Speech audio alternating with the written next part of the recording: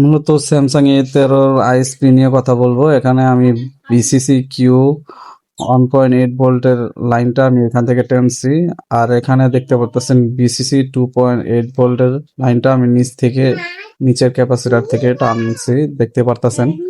তো এখন আমরা এখানে আইএসপি যেই ডাটা লাইন আছে, এখানে এই ডান পাশের এই লাইনটা হইতেছে ডাটা লাইন, আর আমাদের বাম পাশের লাইনটা হইতেছে ক্লক।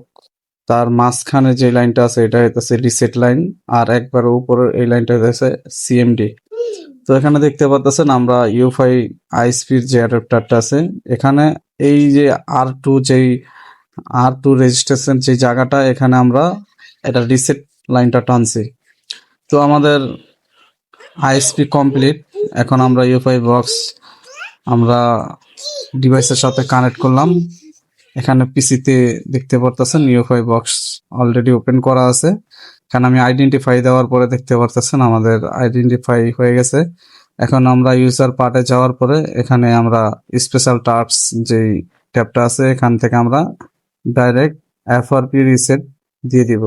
এফআরপি ক্লিন হয়, দেখতে পারতেছেন আমাদের এফআরপি রিসেটটা ডান হয়ে গেছে। আমাদের কাজ অলরেডি কমপ্লিট। এখানে আমাদের মূল সমস্যাটা হইতেছে আইএসপি অনেক সময় ঝামেলা করে। তো আইএসপি আপনারা এরকম ভাবে কাজ করবেন, যেটা মূলত এই মডেলটার ক্ষেত্রে স্যামসাং A135F এই মডেলটার ক্ষেত্রে বিসিসি কিউ সম্পূর্ণভাবে সরাসরি ডাইরেক্ট লাইন ট্রেনে দিতে হবে। এটা ইউএসবি দিলে এটা পাবে না। ইউএসবি থেকে পাওয়াইতে চাইলে এটা অনেক ঝামেলা করে। কিছু কিছু সেট হয়তো পাইতে পারে, কিন্তু সবগুলা পাবে না। এটার সমস্যাই হইতেছে এটা।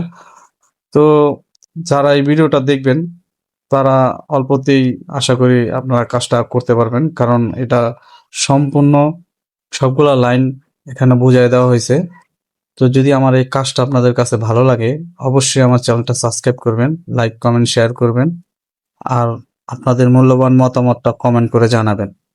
তো দেখতে পারতেছেন আমি সেটটা এখানে আমাদের ওপেন হয়ে গেছে। এখন আমি পুরো সেটটাকে সেট আপ করবো।